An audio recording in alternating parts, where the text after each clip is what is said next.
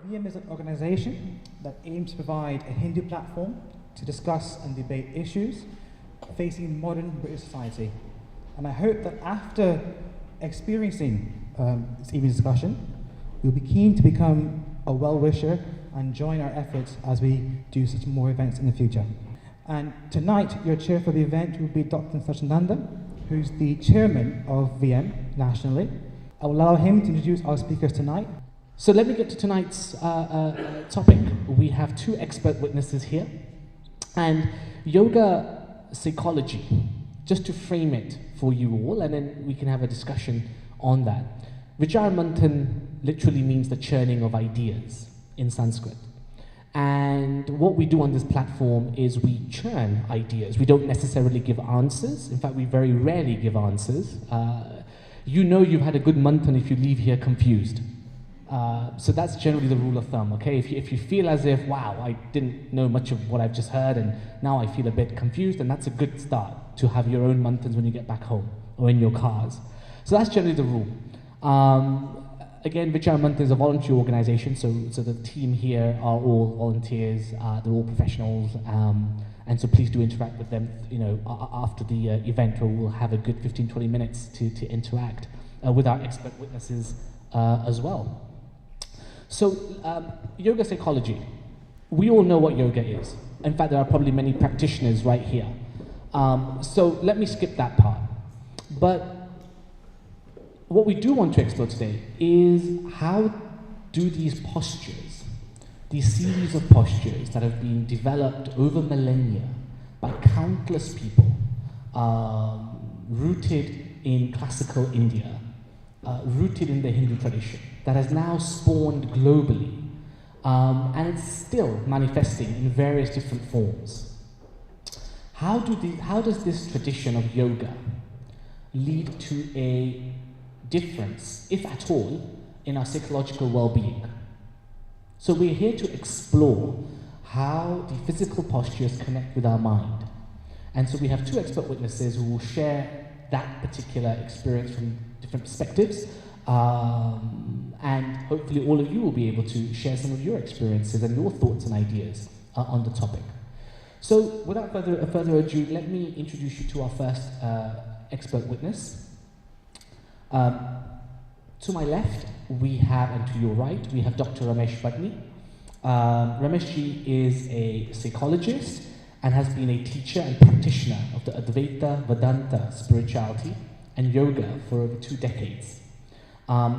He has a long and distinguished career. He's a trustee of several national organizations, including the Chinmayan Trust here in the UK. He's a graduate of King's College. He did his PhD at Oxford in yoga psychology, and he currently teaches at several centres, including the Oxford Centre for Hindu Studies. So Rameshji will be talking to us of his experiences. Then, along with Rameshji, we will have Amy Fitter. Amy is a practitioner of the Vinyasa school of yoga. I have known Amy for a number of years, and Amy is here because I find her to be a true practitioner of the art, if I can call it that, or maybe the science, whichever way you feel. And Amy will share with us her experiences of her connection with yoga and how she has become not just a practitioner but a teacher, and who now runs many retreats. She runs her own classes from Loughborough, which is not too far from here, and she has a growing number of students who are learning Vinyasa yoga from her. So we've got two expert witnesses, so without further ado, Rameshji, if I can pass the mic to you. See, contingency planning.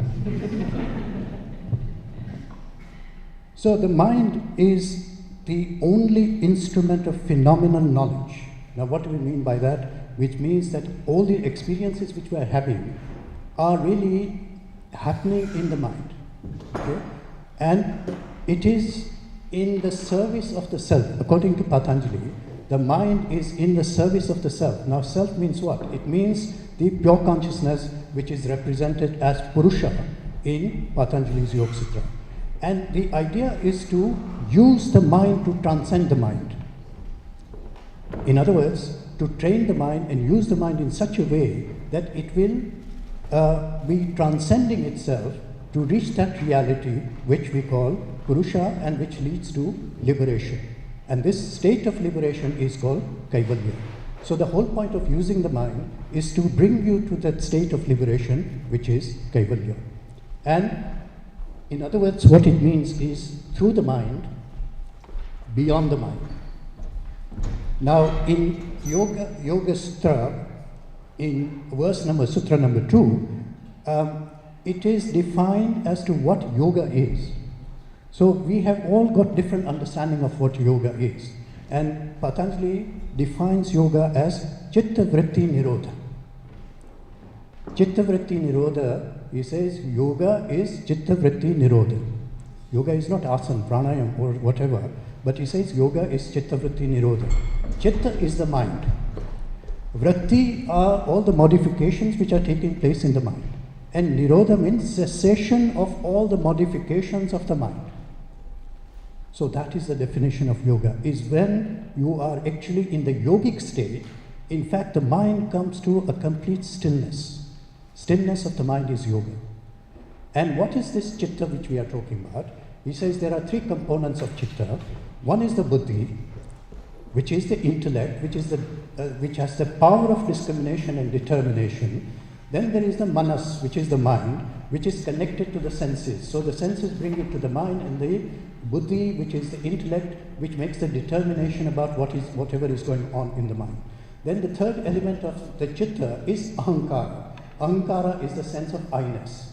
So everything kind of revolves around and crystallizes the experience to this I-ness, which we call ahankara, and gives one the sense of identity. So you see how central the whole concept of the mind is in terms of yoga. Now, if you think about what is the nature of the mind, Patanjali describes this as composing of two different levels. So he's talking about the conscious level, which is what you and me are experiencing at the moment, but he also talks about the subliminal layer, subconscious level. So, we tend to think that, this subconscious idea was invented only in this century, last century.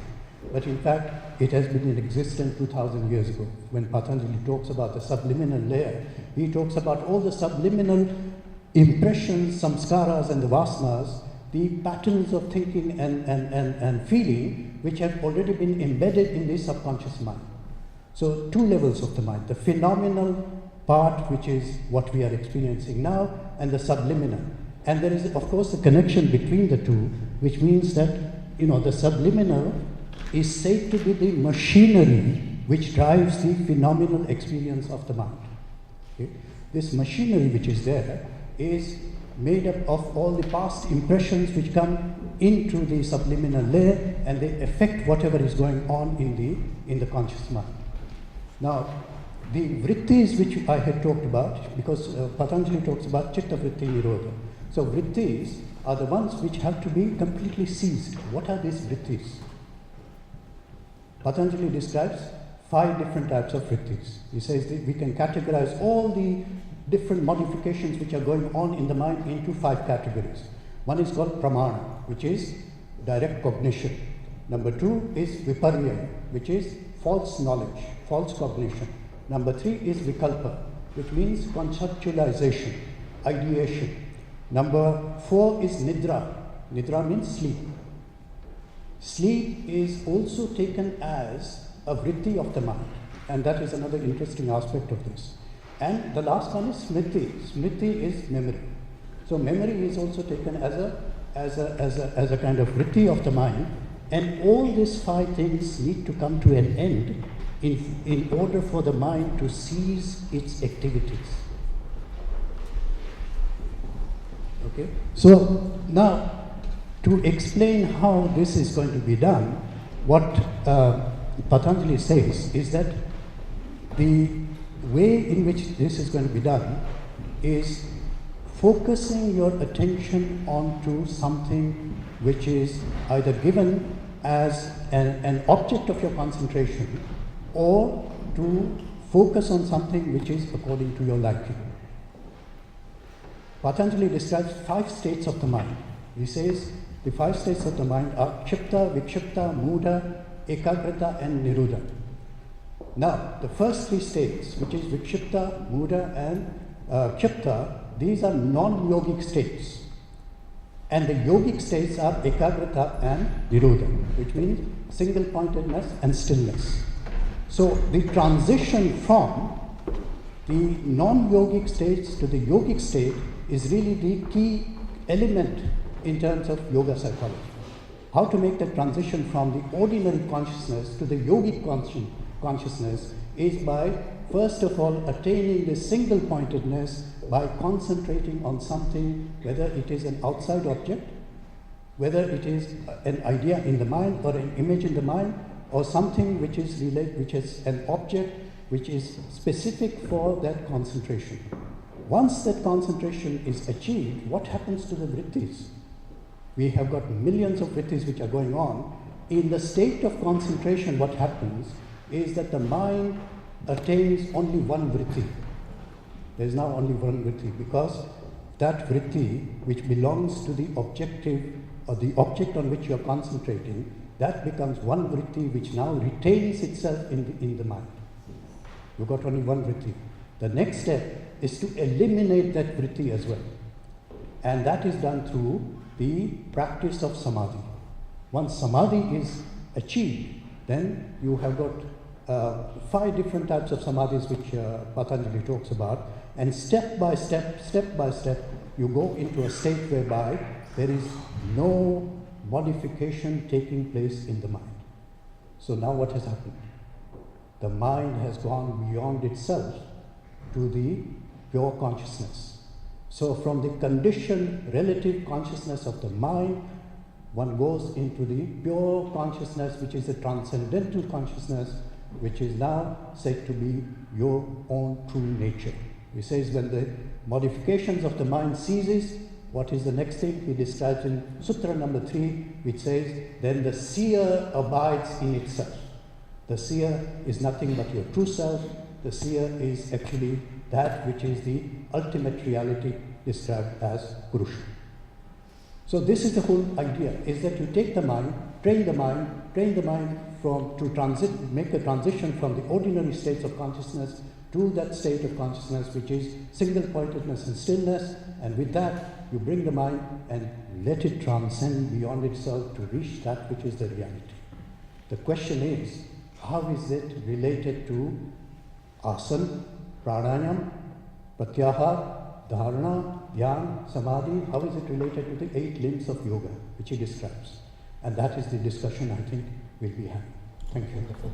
Thank you so much, Rameshji. And I apologize for your slides not coming on, but it's one of those days with technology today.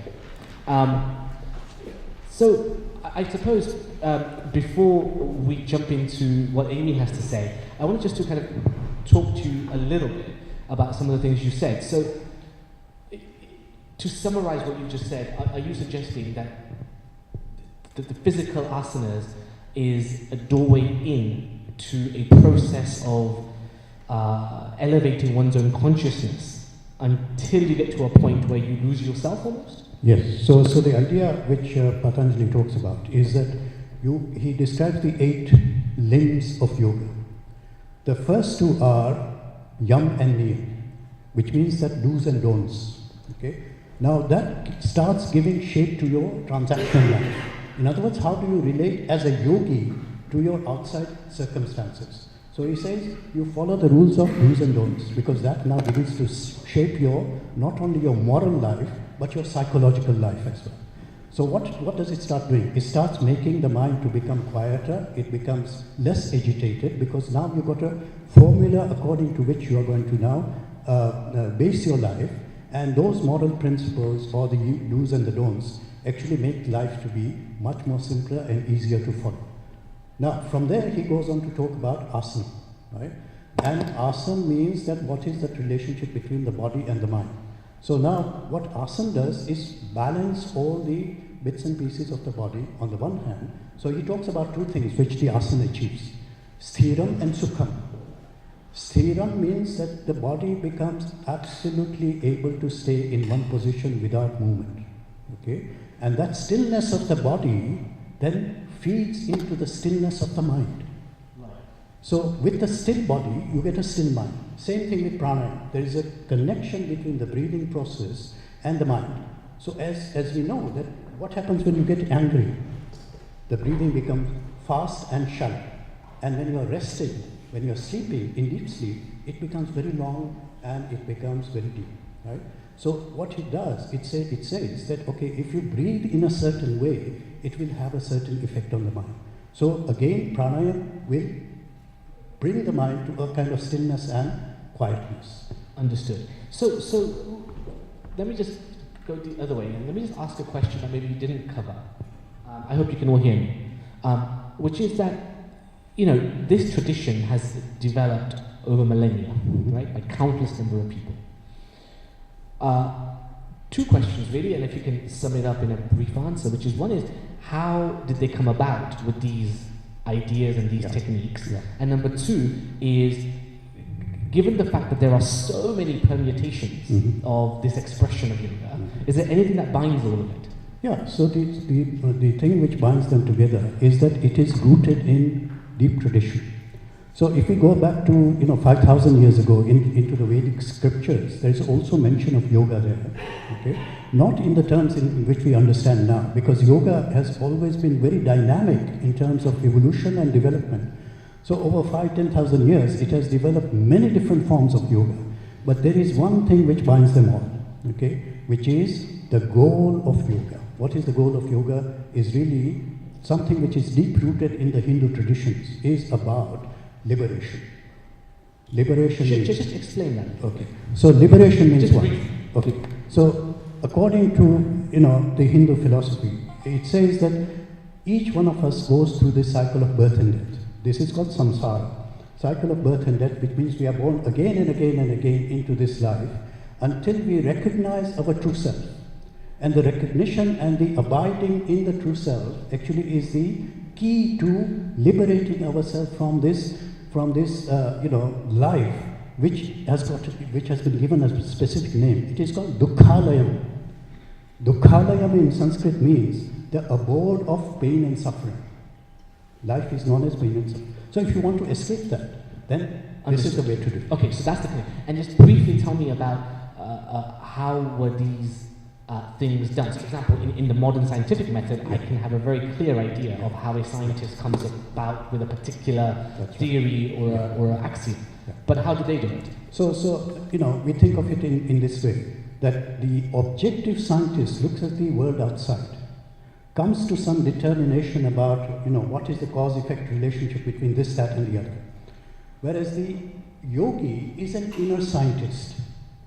He watches out all the states of the mind, what is happening in the mind, and then determines the cause-effect relationship between what the states of the mind are and how is it related to my experience, how is it related to higher states and so on and so on. So does that not make it inherently A, subjective, and B, that you can never verify it? No. Subjectivity in terms of science is already there. So if I give you a questionnaire, Sachin, and I say, okay, fill in this questionnaire, this is a self-report questionnaire. Yes? So what are you describing? You are describing your inner state of the mind by saying, okay, this is on a scale of 1 to 10, I feel this, and so on and so on. So as a psychologist, I would test your inner sense, and I make that as an objective data. You see what I mean? Understood. So, and then of course you have a large sample size. That's right. Yeah. Okay. All right. So okay, understood. Thank you very much. That's very clear. So now, without further ado, Amy, over to you. So thank you so much for having me. I'm very grateful to be speaking, to have this opportunity. Equally, I'm very intimidated and nervous, and I was just speaking to Sachin about it. Some good-looking people here. He was going on and on about how clever you are, and that automatically brought some nervousness. And I'm sitting here next to Dr. Patney, who's incredible, as you can see. But this has a relevance to the practice of yoga. So yoga brings about self-awareness. So I understand I'm nervous, and I understand where that nervousness is coming from. It's coming from the subconsciousness, from my limiting beliefs about myself and my history. And when you can have self-awareness like that, you can take back your control over situations. So you can respond to life rather than react to life. For instance, when the slides weren't going, we could have reacted to that, and Sachin could have got very angry, and Dr. Patney could have walked out and said, I'm not doing my talk anymore. But we have this sense of self-awareness and self-control over our reactions, our emotional state, and I think that is such an important gift that we all should be able to practice, and through yoga we can develop that. So for instance, right now I can feel in my body, because I have that bodily sense awareness, that my heart rate is elevated, my breathing is changed. So I know ways and I have tools to change that. I can slow down my breath. I can relax into my body a little bit more.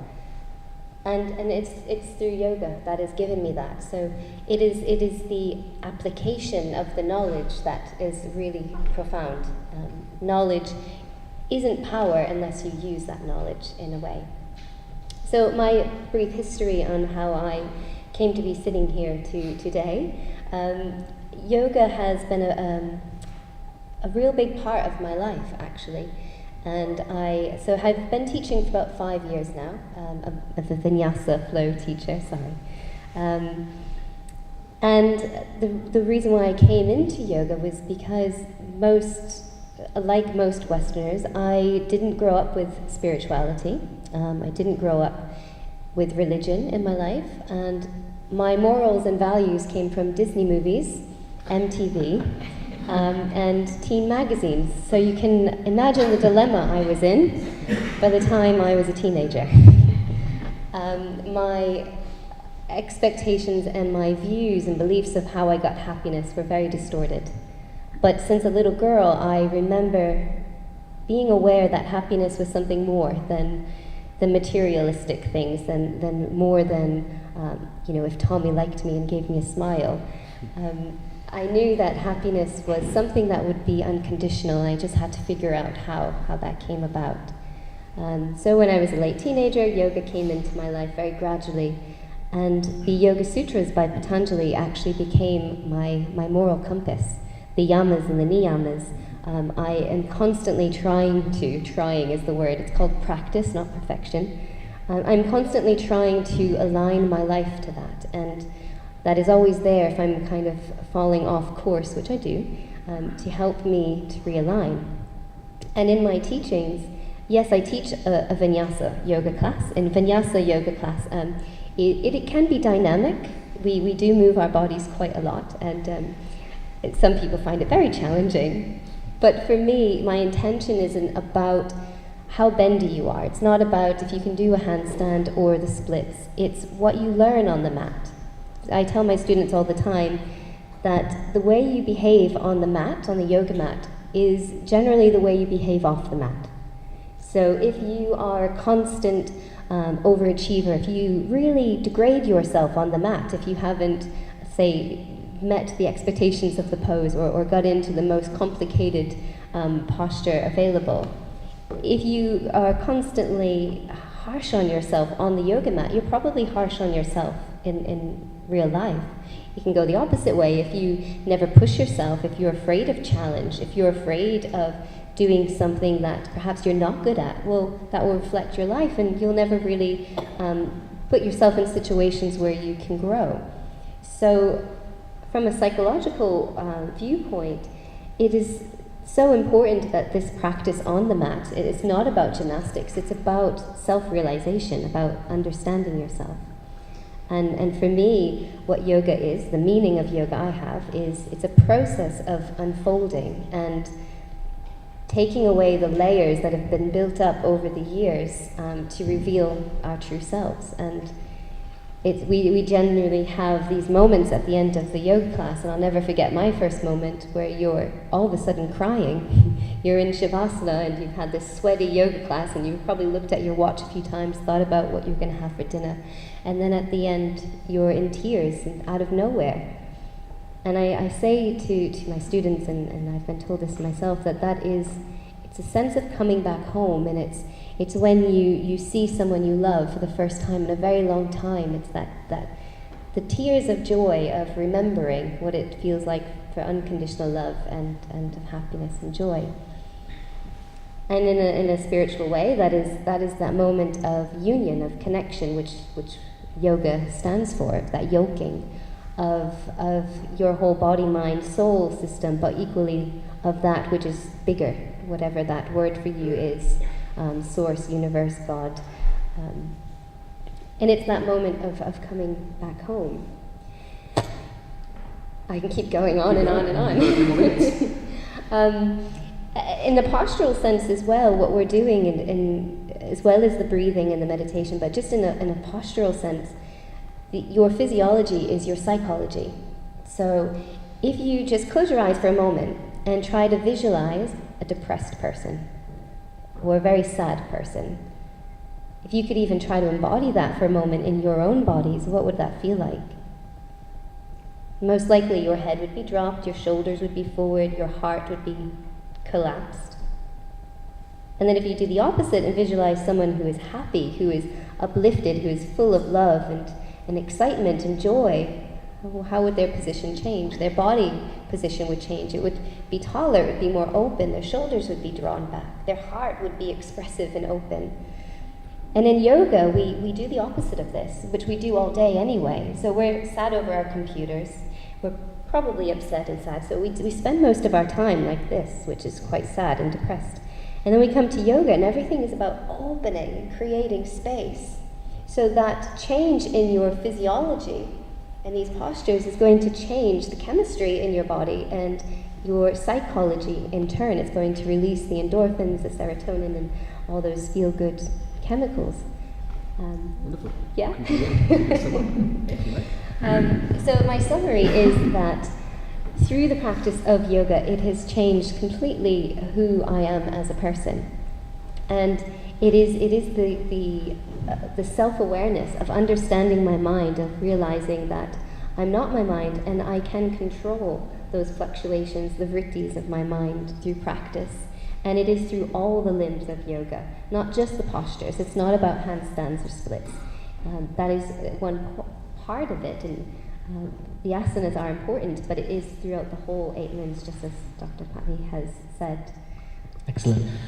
Thank you for that. So you, I suppose that the first point I want to make, you mentioned something about the fact that for you, and I've known you for a few years. In fact, I remember when you were first starting out, at least teaching, I think.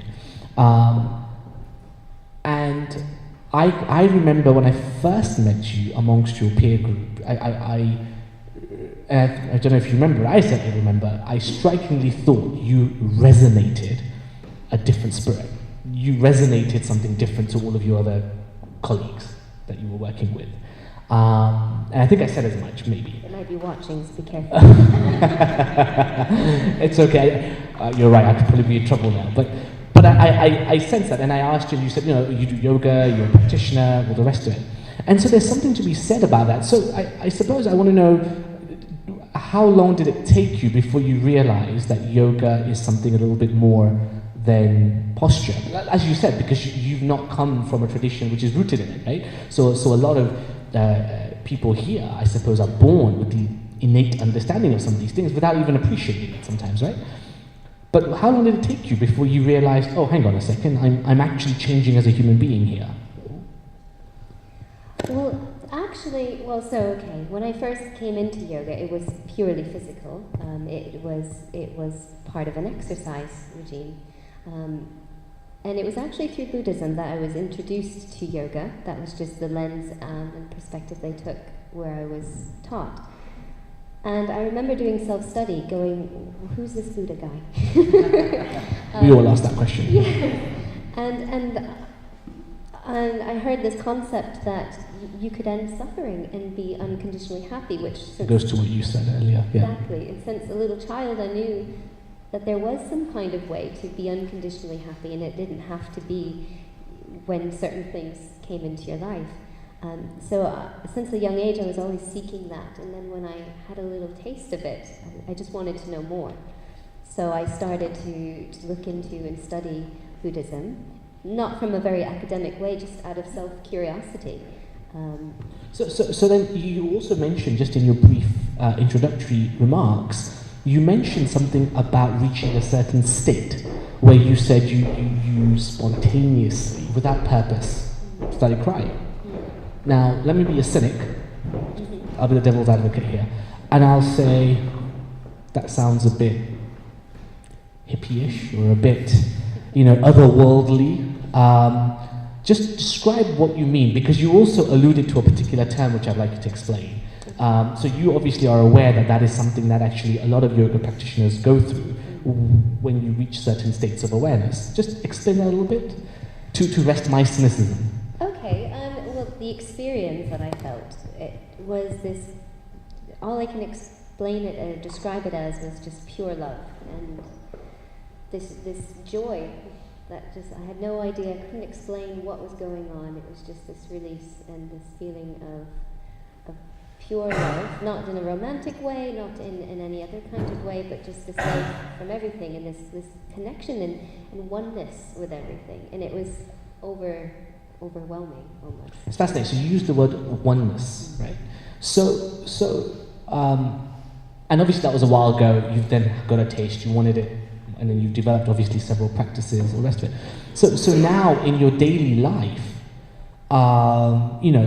doing what everybody else has to do. I mean, obviously you teach yoga for a living, right? Which is great. I mean, that's wonderful. But I mean, in your daily life, everybody comes across, as you said, this is the realm of dukkha, suffering. We all suffer in some sense, right? How can, again, let me be a cynic. How is it that you can confidently sit there and say, well, it's because of my yoga practice that I know I can handle setbacks better? Because I could just turn around and say, well, maybe that's just because you're built differently. Your childhood was different. You had loving parents and whatever. So I can rationalize it, right? And I can say, well, yoga looks good. You're clearly flexible and you're fit. Okay. But where's the connection to the mind? I mean, where's the connection? Well, I know if I don't practice, I'm not always grounded. I'm not always calm. I can lose it. It is a constant practice. I say it's my medicine. If I don't take my medicine every day, then I will change as a person, and people will start to realize. Who here would like to see her flip out? Okay. Because life happens, and it is always happening, and it is my medicine, and I have to take it every day. And continue. By the way, I would struggle to really imagine Amy losing it. She just seems far too calm all the time when I see her. So, at this stage, what I want to do is, Ramesh, do you have any thoughts or questions for Amy? And then we're going to switch it in a minute, Amy. You mentioned about the effect of the body on the mind, and that is something which everybody experiences. So when you talked about, a depressed person and a person who is happy, this is a whole science of body language. So you can read a person's mind by just looking at the body posture. Now what does it mean? It means that there is a deep connection between the body and the mind. And as you change the posture, so you also begin to have an effect on the mind. And this is exactly what Patanjali is talking about when he says, okay, start using these postures as a way of stabilizing your body, and the stability of the body in different postures actually contributes towards the state of the mind, which becomes now quieter and calmer and peaceful. That should be the outcome of the posture. And sure. So, Ramesh, I just want to ask you something. So, personally, Yeah. this is for both of you, and you can Yeah. take it in turn. So, I have steeped myself into academia, philosophy, you know that. Yet, if you ask me to do yoga, and I have tried, and I do ad hocly dabble with it. So I'm probably the worst person to sit here, by the way, talking to both of you. I feel like a fraud, actually. But one of the things that I struggle with is you mentioned stillness of mind, and so did you. You alluded to it. The stillness of mind, I can experience it through. I've certainly experienced it at times doing yoga. No doubt about it. But nevertheless, it doesn't always appear to me that most people who do yoga, me included, find that level of stillness. And is there some prerequisites that both of you two have had that makes you conducive to yoga in the first place? Is there a state of mind you have to have like as a prerequisite? I don't think that there is anything which one can say is prerequisite. I think there is an intention which you start with, and the intention is how can I actually. There are two things. One is I want to attain a state of peacefulness and calmness. The other one is that I want to escape from some kind of suffering, right? So either way, I've got that intention, and I find different ways. So people find different solutions to that particular situation. Some people find it in drink, drugs, all these different kinds of things, right? But because I'm from a completely Hindu background and a tradition which within my family was already there, so maybe it predisposes me to look for a solution in this particular part of my life. I believe that the intention has to be there as well.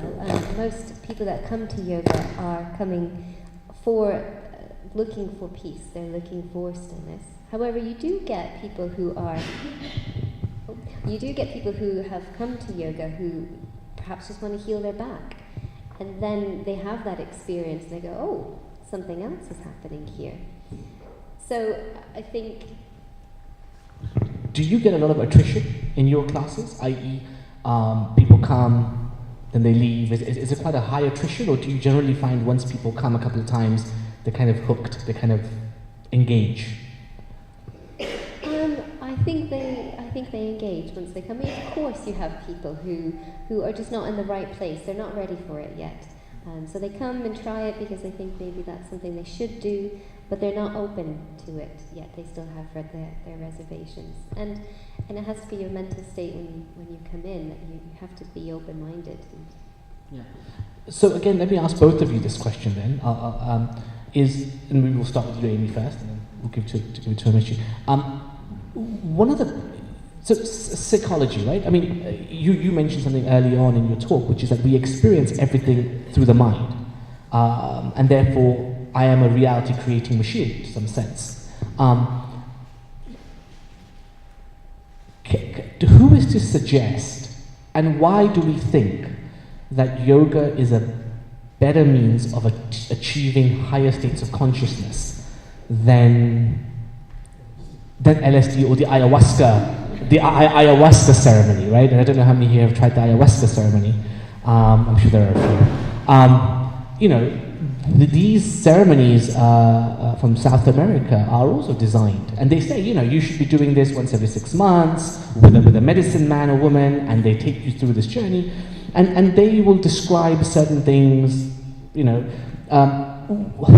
am I trying to say? I'm trying to ask, why is it that what is it about yoga, if anything, that gives it a distinguished mark in terms of this higher state of awareness, consciousness that you are pertaining to? Well, that's a really good question, and I actually, not that I've never done ayahuasca, but I am very open to exploring all sorts of spiritual paths, of ways of awakening, of coming into myself. I love to study Western psychology, and I've just been to Tony Robbins' weekend, which was very interesting, in a very, very similar but very differently prescribed way of getting to the same result. So really, they are all just pointing in the same direction, just different roadmaps. But yoga seems to be very logical, especially the Yoga Sutras by Patanjali, because he was a scientist, and he has this way of language that can really be a very easy guide for people, and we want it to be easy. Yeah. So I think there is a deeper question here, Sachin. I think it's it's an existential question, in the sense that when we find ourselves in the world, right, and we begin to see, this is what I'm going through, this is my experience, this is life, I see the world around me, what is it all about?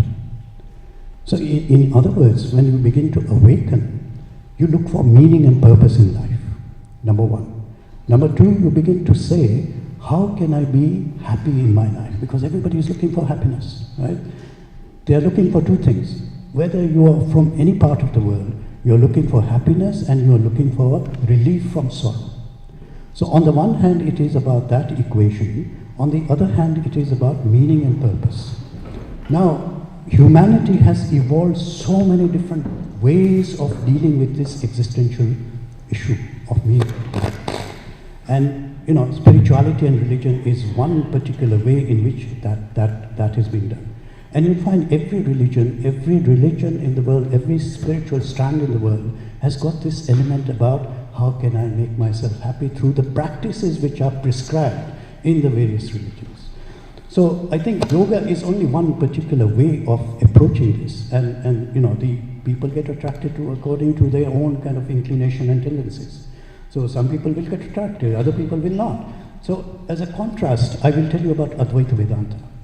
Advaita Vedanta is the philosophy of non-duality, which I've been teaching for the last 25 years.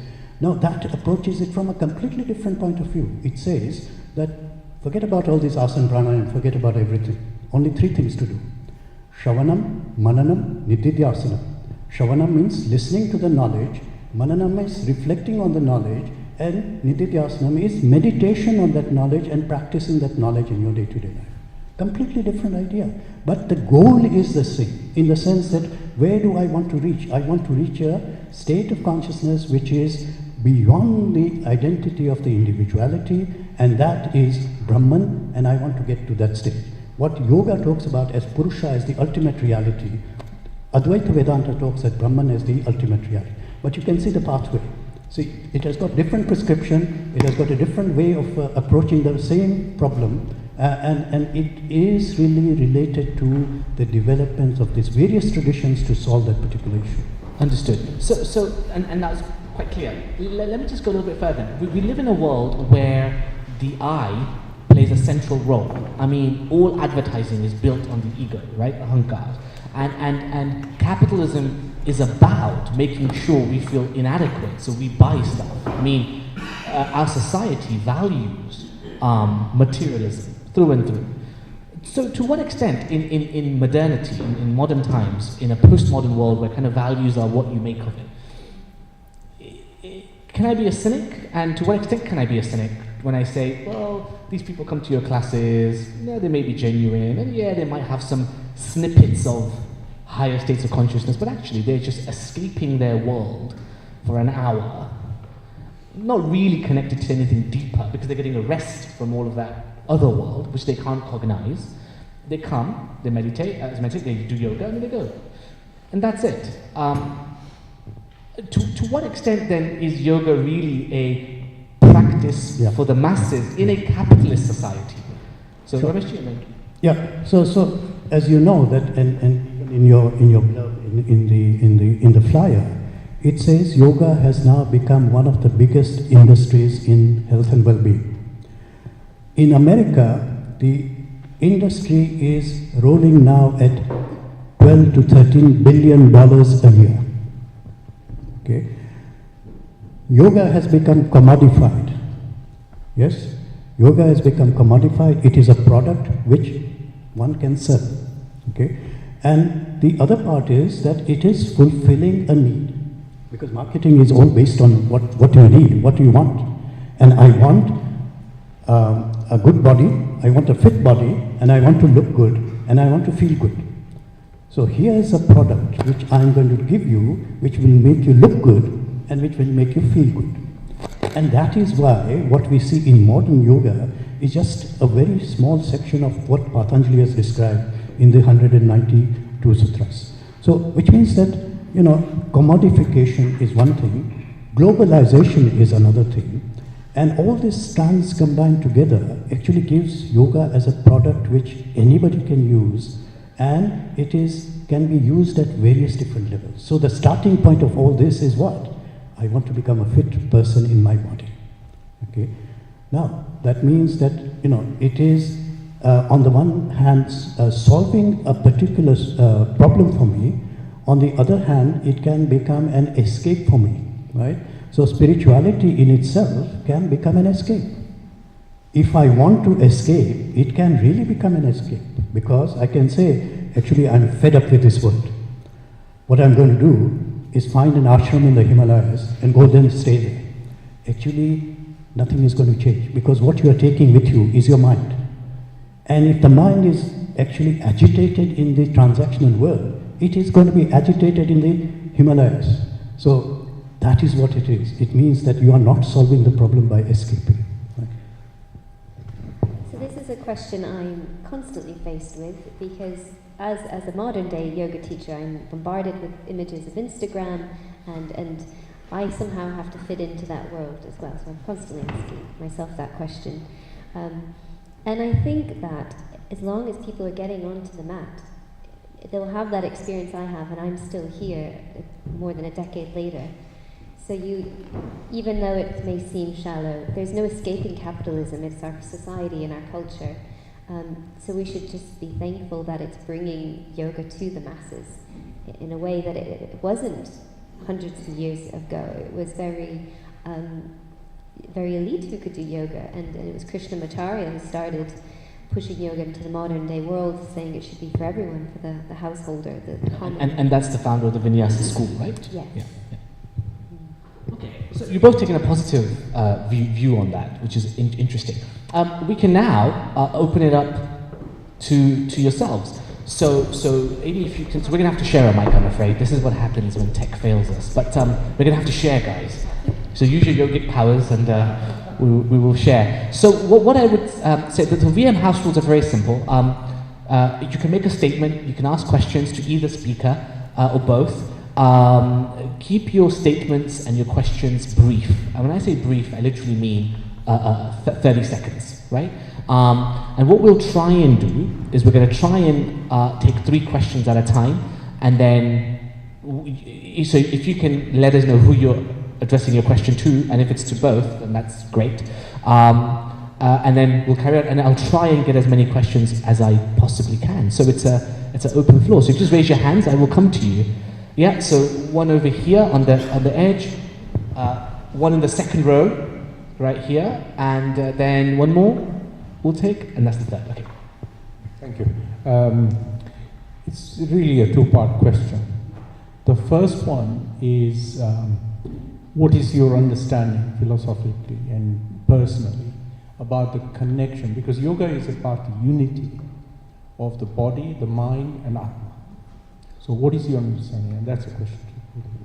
The other question, and I think both of you discussed it briefly in the last few minutes, and this is this problem we have about yoga being dissected in different little commoditized parts, which I think to some extent is possibly doing some good, but in your experience, what are the downsides to that? Thank you. Do you want to explain Atma quickly as well from your perspective? So Atma, in terms of Hindu thinking, is that Atma is your soul, to put it very simply. And soul is, in the Advaita Vedanta tradition, it says that Atman is the same as the ultimate reality. So it says, in essence, you are the same as that which is the ultimate reality. In yoga terms, it says that you and in your pure sense of consciousness are the same as Purusha, which is the pure consciousness. Now, what does it mean in terms of yoga as seen as a union? Because the literal meaning of yoga is union. It is derived from the Sanskrit word yuj, and yuj means connecting two things together.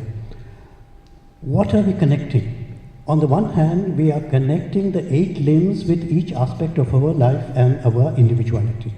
Okay? In the ultimate sense, we are connecting the awareness, which is pure awareness in the still mind, to that which is the pure consciousness. That is the ultimate connection which has to be made. Okay? So in many different ways. So for example, if I say I'm connecting my mind to my breathing, I'm connecting my mind to my body, I'm connecting my, my transactional world with my mind. So these are all different yogas which are taking place. But what Patanjali says is actually yoga is Chitta Vritti Nirodha, which means that in the stillness of the mind, my awareness actually merges with that which is the supreme consciousness of Brahman. That is the ultimate meaning of yoga.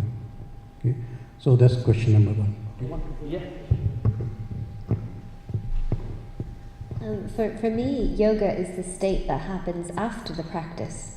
So you have to, as Dr. Patney was saying, first you have to go through the motions of being conscious of your breathing, conscious of breathing and moving at the same time, conscious of what's going on inside your mind, what's going on inside your heart, and all of that is happening. For instance, in my yoga class, it's all happening, and then yoga is the state you arrive in after the practice, or the state that you're trying to arrive in through the practice. So it's from grounding into your body, and then you connect into your heart when you do. So through the physical practice of yoga and through the pranayama and through concentrating, because it's a lot of concentration on your yoga mat, you are clearing away. I describe it like a snow globe. So we are all like a snow globe. We get picked up in the morning, we get shook up all day, so all the pieces of us are scattered everywhere, and there's a lot of chaos. And then in a yoga class, it's like the snow globe has been sat down, and all the pieces of you are slowly starting to merge back at the bottom. So it's in that process of the yoga practice where that merging is happening, where that settling is happening, and once everything is settled, that's when yoga arises, that feeling of union, of yogi. And very briefly, a second question about modern times, how yoga has just mushroomed into these. Yes. So I do agree that it has its disadvantages. If you go to, so I've been to a lot of classes where they are only focusing on the postures, and there's hardly any reference to the breath, and there's loud hip-hop music playing in the background, or heavy metal music playing in the background. And what I find in these classes, you can still have an experience, because as I said, there is still the physiological effect that is happening from the postures. However, what I find is that from certain lineages even of the yoga physical asana practice, it develops the ego more. So you find yourself getting better at postures, but that's not making you better spiritually, it's just making you think that you're better physically than the person next to you who's still struggling to touch their toes. So that is an issue that I see in the yoga world, is that it can actually boost people's egos rather than do the opposite of making them humble. And likewise, I remember going to a meditation group, and it was Raja Yoga, and they were equally talking about how the body's not important, and we shouldn't look after the body, and exercise, well, that's not important. But it's very important to look after your body, because this is our vessel that's carrying us through life, and we can't meditate if we're thinking about our achy back or our creaky hips, or if we're then with illness that we can't do anything but think about the illness or are bedridden. So it's very important that we keep this vessel pure and clean, and the food we eat and looking after it, that all enhances our prana, our life force. And there was a second question. So I've got some simple questions. Chitta vritti nirodha. Nirodha, duration. What is the duration of nirodha? Is it temporary for the time being, or it goes on even after that? And the word chit itself, is chit a physical entity or non-physical? Can I go on? Yeah, you have 10 more seconds. And the yoga, sorry.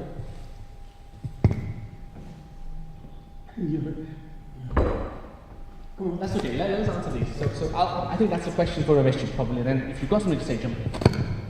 So let me start with the second question. Chitta, is it what entity it is, right? So according to yoga thinking, there are two reality principles. One reality principle is called Purusha, which is pure consciousness, and the other one is called Pradhan or Prakriti. Prakriti means it is pure materiality. How do we explain the creation of the world according to yoga and Sankhya philosophy? We say that there is some yoga between Purusha and Prakriti. Okay? When the two come together, there develops the whole universe, including you and me. So the whole universe is consisting of a composite of two things. In this case, Chitta is also a composite of material substance and your consciousness. Okay? So chitta is neither matter nor is it your consciousness. It is a mixture of two. And the whole idea of yoga is to separate out the two elements into their constituent elements so that you reside in your pure consciousness as Purusha. Okay? And the whole kind of practice of yoga will lead you to that point. Okay? So that's number 2. Question number 1. What was the question? Okay, so chitta nirodha.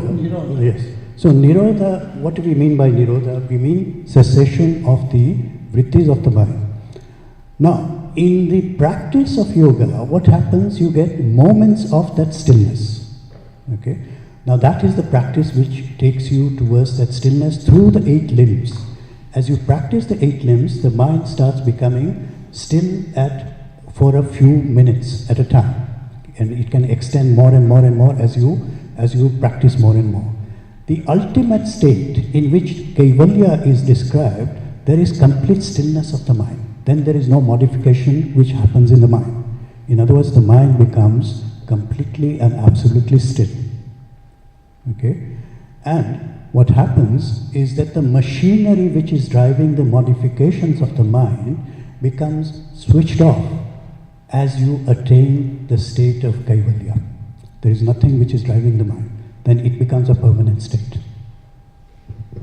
Thank you. And did you remember your third point? Yeah.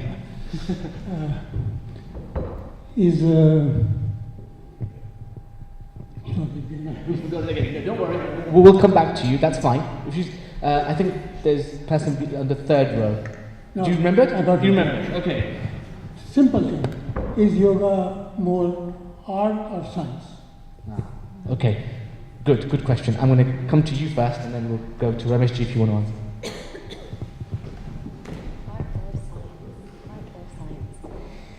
I think the heart and the mind are two amazing teachers. It's a really difficult, it's a really difficult. There's science to understanding your heart, I believe. Osho, I believe, was a teacher who described it really well. He said, Patanjali is a scientist, so he gives you a very step-by-step guide. And then if you have Patanjali, who's a scientist, and a poet, they're both telling you to jump off the cliff, which is, jumping off the cliff is a metaphor for reaching samadhi, bliss. They're both telling you to jump off the cliff, but when people read poetry, they're not always willing to jump off that cliff. So just following your heart would mean that you were just jumping off the cliff, whereas a scientist's perspective, they'll give you, okay, well, you're going to step down 50 foot, and then you're getting a little bit closer, and then another 50 foot. So there's a scientific process. So it is both the heart and the mind. It just depends on which one you're more inclined to.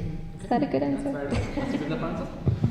Do you want to take that or there was a question there. Yeah.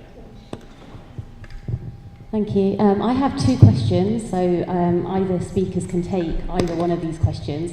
Question 1 is similar to Amy. I started my yoga practice predominantly from a physical point of view.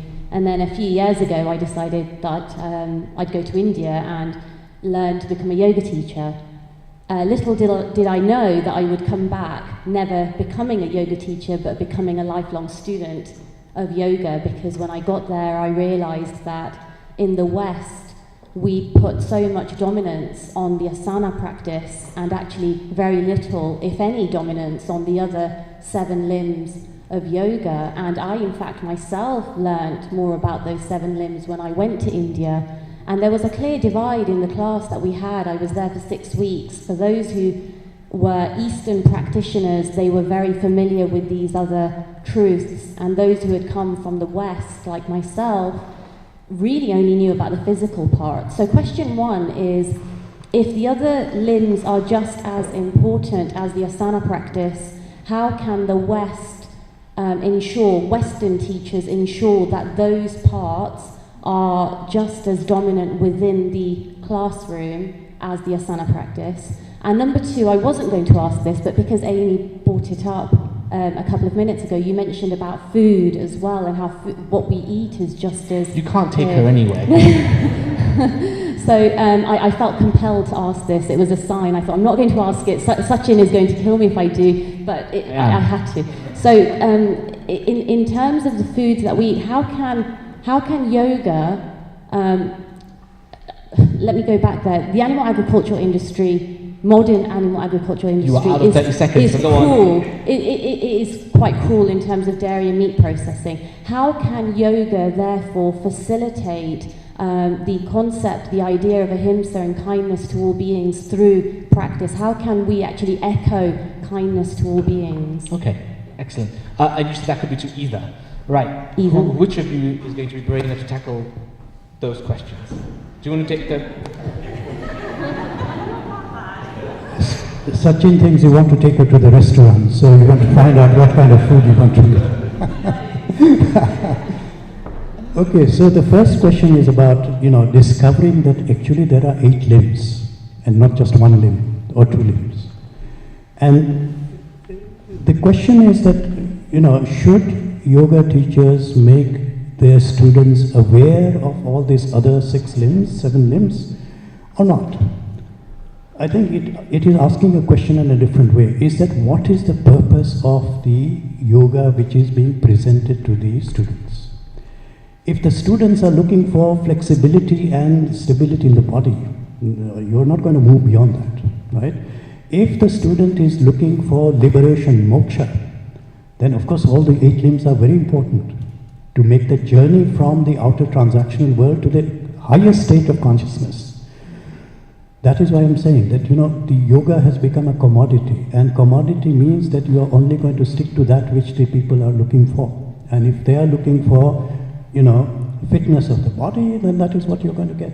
But I think if you want to really make the journey of what yoga is all about, and what is the purpose and the goal of yoga, which is to attain this higher state of consciousness, then of course you have to go through all these eight limbs. Very, very succinct. The question, you can answer both. I think that you can have a class that embodies all of that, I think, if you find a good teacher. And I really do believe that all of the limbs can be represented in a full class, because it's not very difficult to, obviously you have the asana, you have the pranayama. I know in my class I always teach beginning and end meditation. We meditate before we just go into shavasana. I get them to focus, which is the dhyana. So you can have all of those limbs really. And even if you're in a class that is just the physical, well, look what it did to you. It brought you to India. So it's still working, isn't it? It just might not work for everyone, but it will still filter out those who are true seekers of the truth. And you can, like Dr. Patni just said, you could teach everyone all the 8 limbs, but some people just aren't ready for that. That's not what they're looking for. And Krishnamacharya, he did say that when he brought yoga to the masses, he said you have to be adaptable and teach who is in front of you. Was that what you were going to say? Yes. Yeah. So I think it again leads us back to what the gentleman was asking here about, what is the effect of this fragmentation? Whereby, what is the downside? The downside is that we are losing the connection with the root and the tradition. And if we lose that root and tradition, then we have lost the meaning and the purpose of yoga. And like Amy has mentioned, that there are people who are doing that. I mean, there are people who are actually taking you through all the 8 limbs, but they are very hard to find. And therefore, the downside of all this is that somehow we may lose the purpose of yoga, we may lose the benefits which could be derived from practicing all the other limbs, and we may lose the preciousness and the richness of yoga, which is available in the yoga tradition and the yoga shastras. Okay. And both of you alluded to this thing called intention, and you've brought that notion of intention up several times, so that's something very clear. And then there was the second question, which is, you wouldn't expect anything less from Dina, which was about how does yoga, or can yoga, be used as a tool to build and I want to paraphrase it, compassion for all living beings, and particularly within the industrialized, meat industry. Who'd like to tackle the can it teach compassion bit, and how? I'll take it because it's a difficult one. It's a challenging one. So I think something happened for me when I started yoga. It develops this part of your brain that it stores compassion, or is responsible for compassion. So there was and I don't come from a family that was vegetarian, so I've always eaten meat. But through practicing yoga, all of a sudden I couldn't eat meat anymore. And it wasn't a conscious choice, it was just something that had happened. So I went through a period of being vegetarian, which is a yogic way of eating. It's ahimsa, non-harming. And then I started getting really ill. I can't process legumes, I can't process chickpeas. I'm not very pleasant to be around if I eat things like that.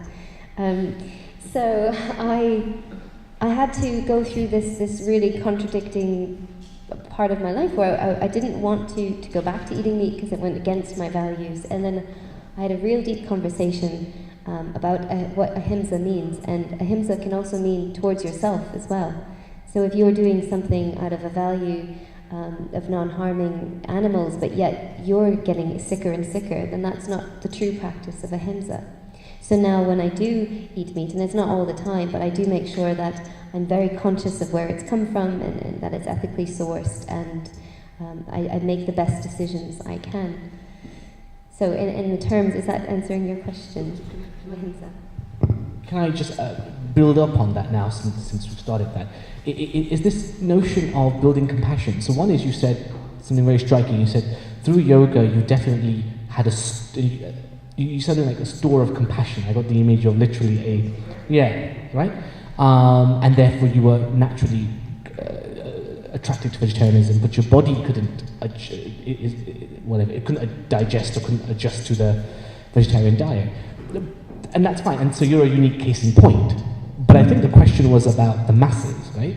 So to what extent, if at all, because it may not be the right medium, but to what extent, if at all, can yoga as a mass movement, which is what it is, actually complement the idea of people becoming vegetarian and vegan? Can it, or not really? Are we just barking up the wrong tree? No, I think it definitely can, because as you said, there's a lot of ethical issues with the meat and the dairy industry. It is, as we were talking about this recently, it is a challenging thing to do if you're coming from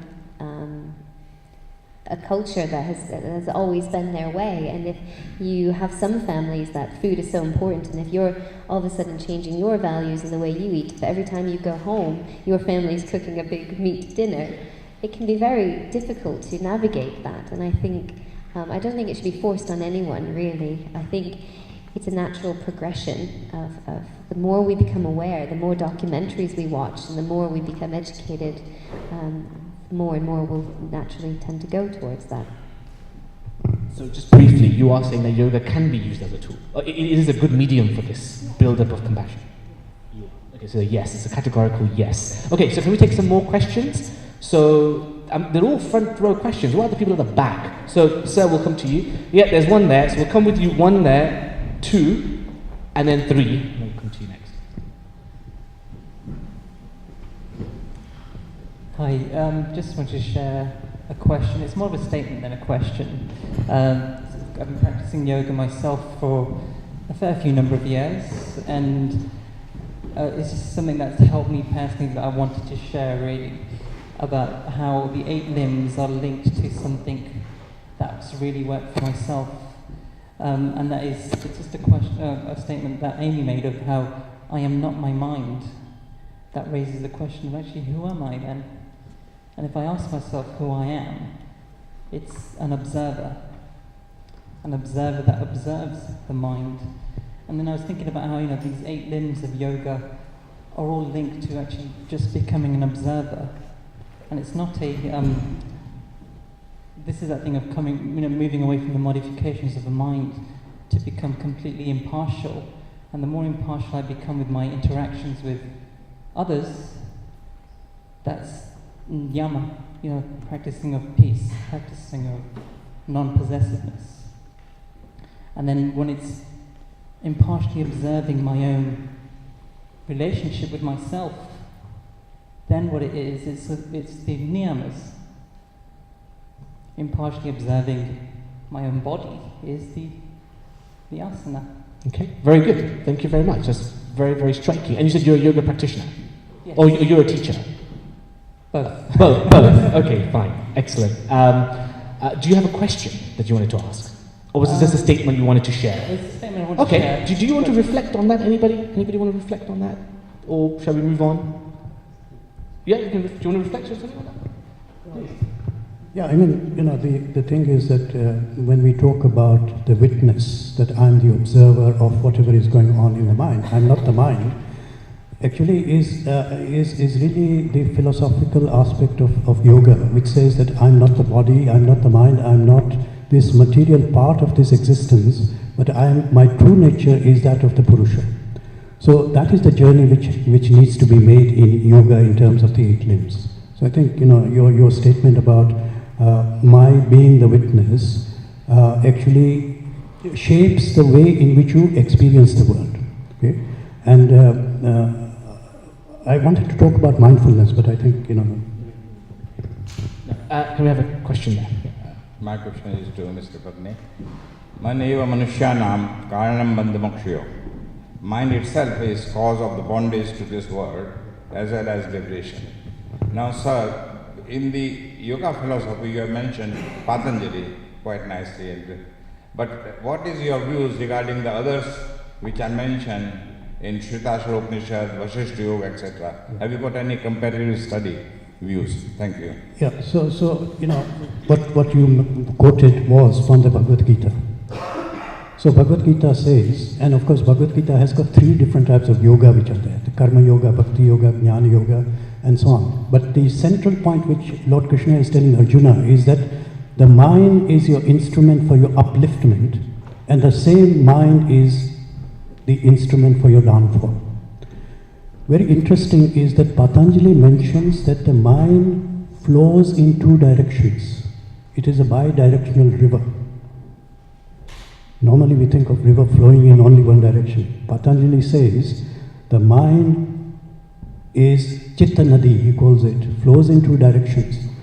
And he says that it is up to us to control the direction of the mind. One particular direction leads us to punya, which is merit, and it leads us to liberation.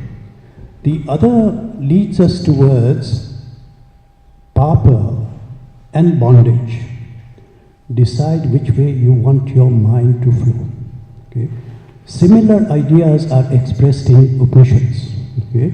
And for example, when we talk about Atharvaveda, it talks about the chariot, about the reins being the mind, the horses being the senses. Again, it is about the control of the mind. Is that the charioteer is in control, and charioteer represents the buddhi. And Lord Krishna also talks about buddhi yoga. What is this buddhi yoga?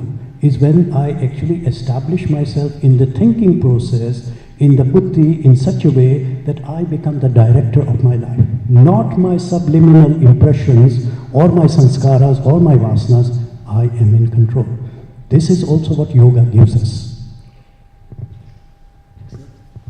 I believe we had a question on this far side. And then we can take another 3 questions thereafter. Okay, this question is for Rameshji. You started your session saying that how practice of yoga can benefit the mind, or help the mind. Now, talking about the modifications of the mind, right? Why I'm asking this question is because I work in the NHS, and that's why this mind and the modifications leading to different kind of mental maladies like anxiety. So could we get to your question? Just your question? Yeah. So these maladies like anxiety, depression, agitation. Yeah. So we are not even talking at the frank levels of depression, but the subclinical level. At that stage, can yoga help? Can yoga be made as a tool of self-help for an individual person? So that is my question. Okay, very good question. Okay, so the question is, what is the relationship between the practice of yoga and the states of the mind? Right? And what is the relationship between the states of the mind and health and well-being of the mental health and well-being of the person? Now, I was just about to speak about mindfulness. When we talk about dharana, dhyan and samadhi, in fact, these are various different states of mindfulness. And scientific evidence, which is presented by Harvard University, which has done this study, it says that this kind of practice of meditation, and in fact, all the limbs, pranayam, asana, dharana, dhyan, samadhi, all these limbs actually reduce the anxiety by 57%. It reduces depression, preclinical depression, by 47%. And it reduces stress by around 45%. And these are established scientific figures. It is not something which is just off my head. In other words, that there is a direct relationship between the practice of yoga and the management of one's own life and own mind. And if we do this on a regular basis, then there is very less likelihood that you are going to suffer from any of these issues which we are normally confronted with in the Western world. There is a lot of depression, there is a lot of anxiety, and sometimes it's not even recognized because it's preclinical. And therefore, these kind of practices actually help us to maintain our mental well-being. One second. Just quick, brief, very very brief. Yeah. Why it's becoming increasingly important? Because with drugs, it's very limited. There's limitations. Drugs, dependence and feeling of zombiness. And on the other hand, NHS does not have much funding for CBT. So then the patient automatically has a choice to rely on themselves. And that's where you think yoga can be of major help. Okay, Amy, I'd like you to just reflect on that because you teach.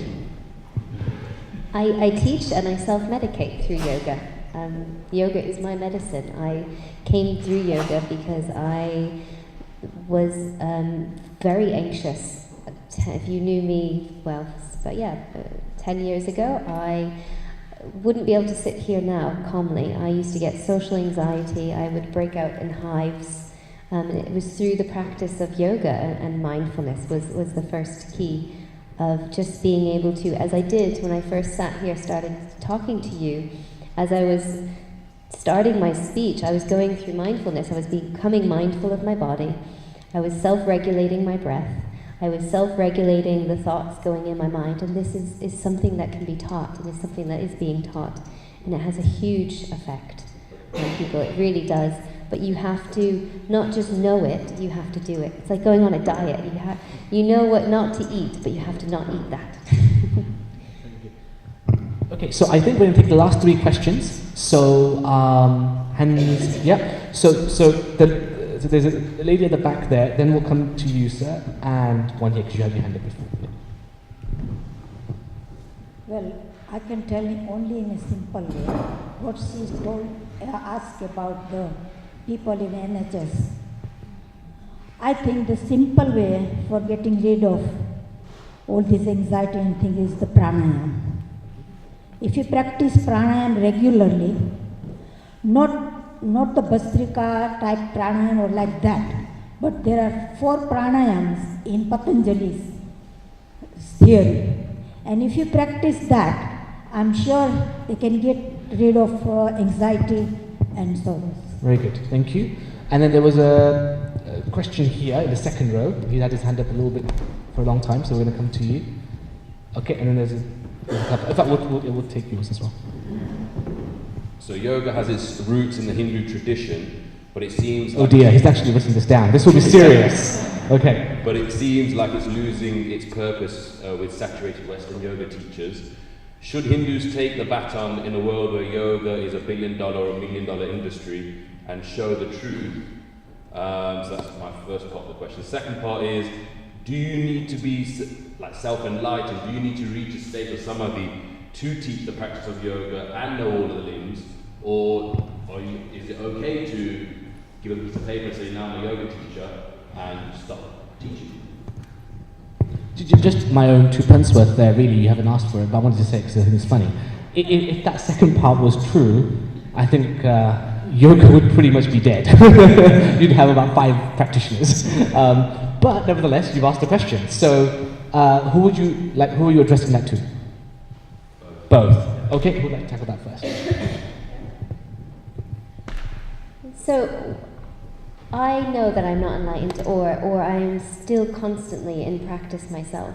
And we were speaking about this earlier with Dr. Patney and I, and I forever just feel like I am just scratching the surface, and I feel miles and lifetimes away from being enlightened, to be honest.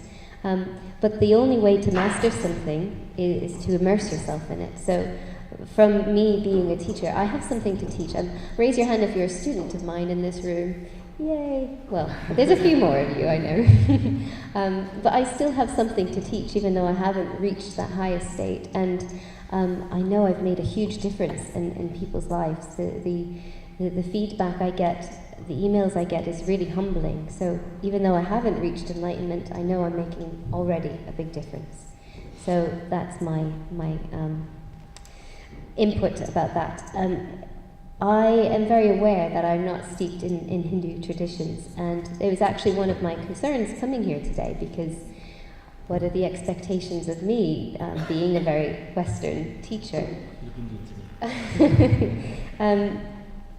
But I think that I can relate to other people as well, and I still think there's something I can offer, and my perspective is just as valuable, and I completely honor the roots, and I'm very interested in the roots, and I study the roots.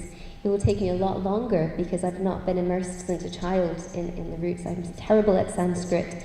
I'm even the words as I'm reading it, it takes a long time for that to go into my head because it's very new to me. But I think it would be a shame if there was an uprising and say all Western teachers had to take the back seat, because I think there's been a real big value that we've added to it as well, and I think rather than one or the other, it should be emerging and learning from both. Thank you very much. Ramesh, if you can be brief on this, I want to move to the next question. Is that okay? So I think this, repatriation of yoga, I think that I don't agree with that. I think if yoga is made available to anybody and everybody, it is a very good starting point for people to change their lives. And therefore, whatever form yoga takes, and yoga, as I mentioned in the beginning, is a very dynamic tradition. We have got so many different types of yoga now, right? And each one has got its own particular way of kind of practicing and presenting to the students. So I have no problem in yoga being spread there out in the world.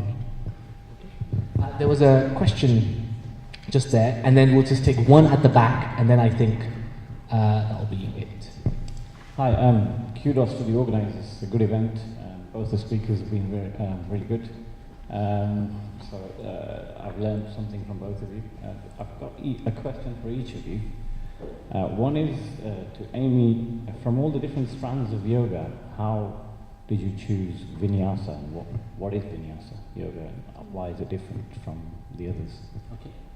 And the second question to Rameshji is this idea of liberation and self-realization. Hindus are familiar with this term. I think a lot of credit has been given to this term, in ancient India. Do you, as a practitioner, know either yourself or anyone who's come close to this state, even a historical figure? And how would it be quantified? I got it. I got your question.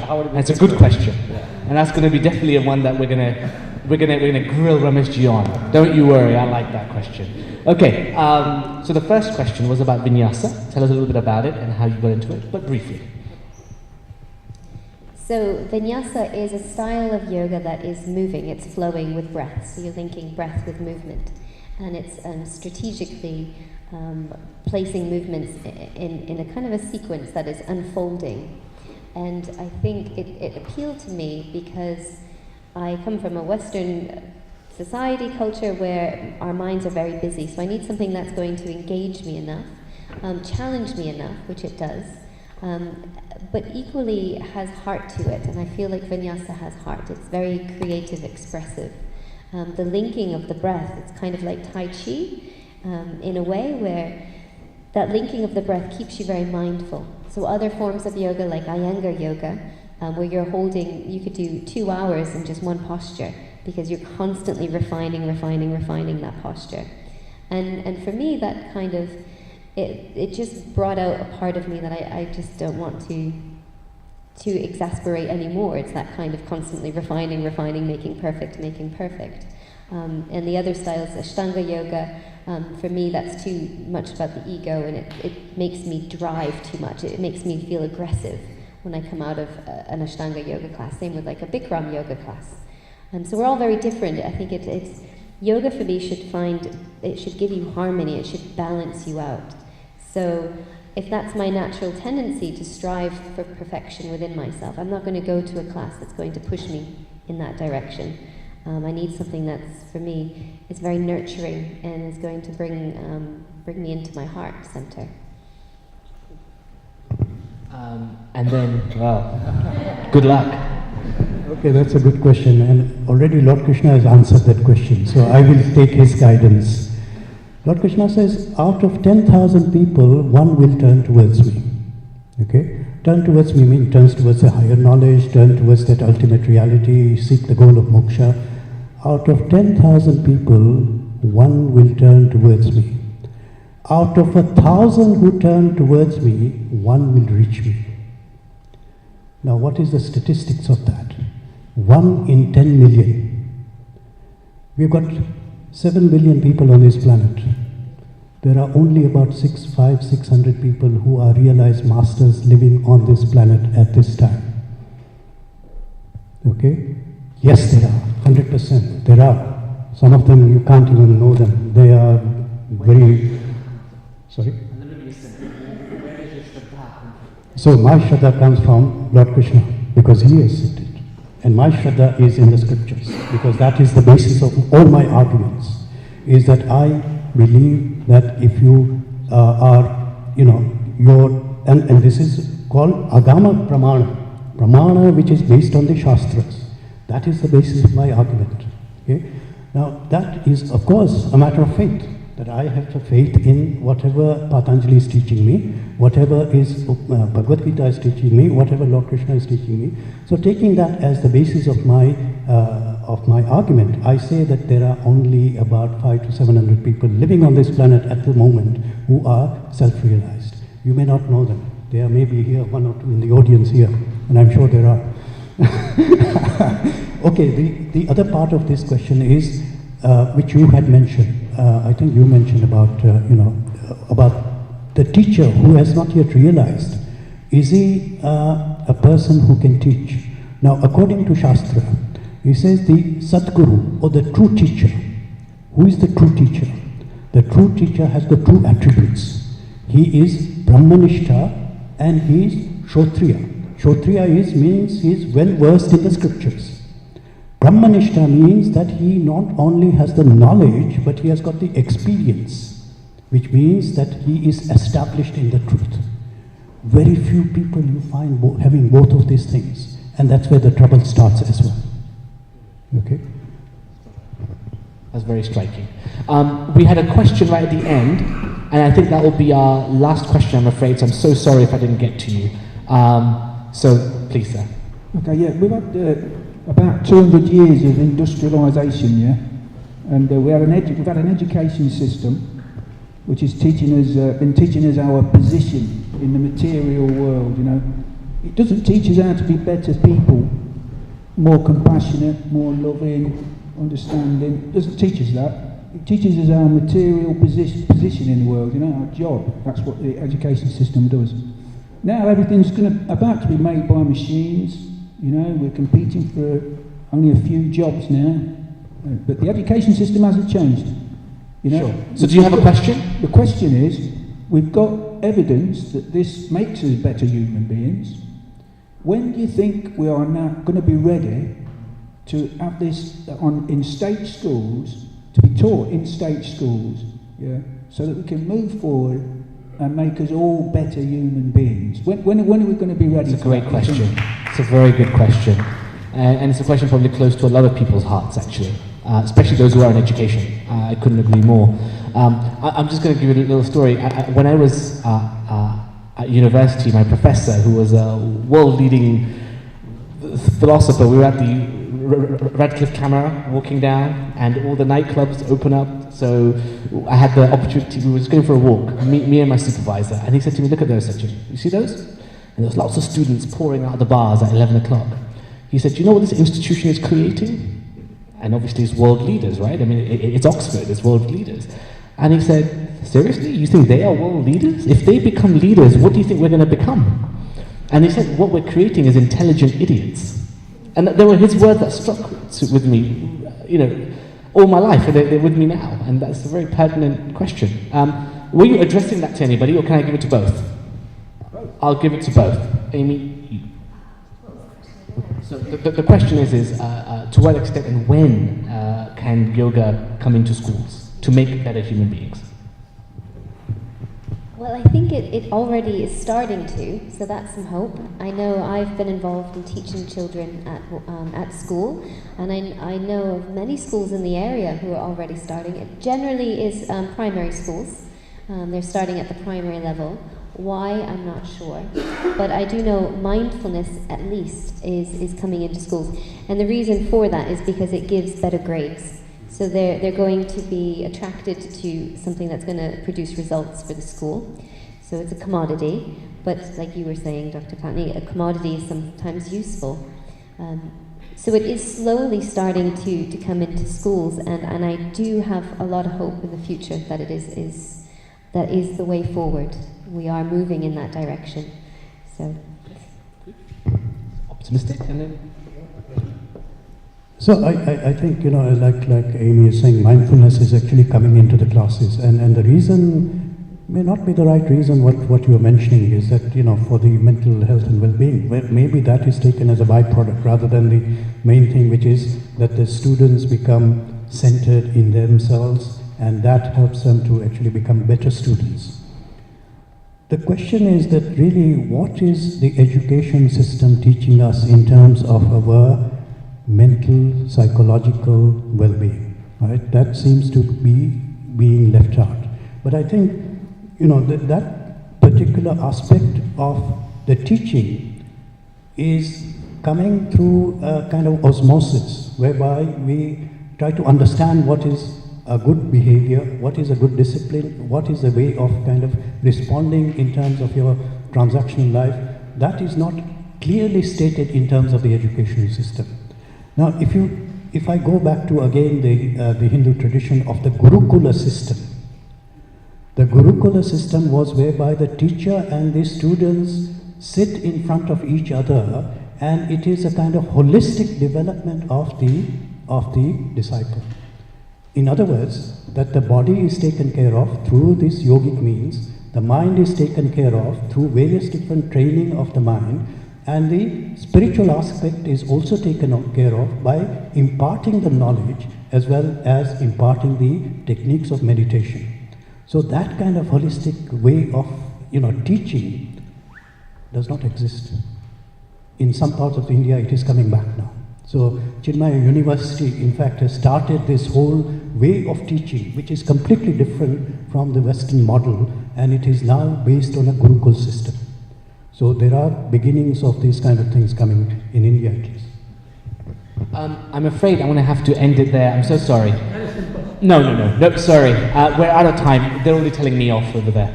So once more, a big round of applause for our two expert witnesses, please.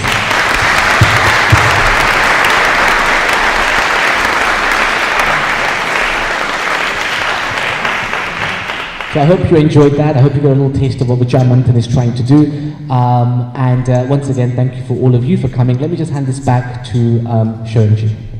VM being VM as it is, we often run events like this throughout the year, and it wouldn't be the same without having our well-wishers. So I invite you guys, please, to attend the desk today and get involved as much as possible. At the end of the session, there will be some feedback iPads, please. So if you give us some more feedback about how to make it better, that'd be much appreciated. Thanks again to both of these speakers for coming tonight. Thank you.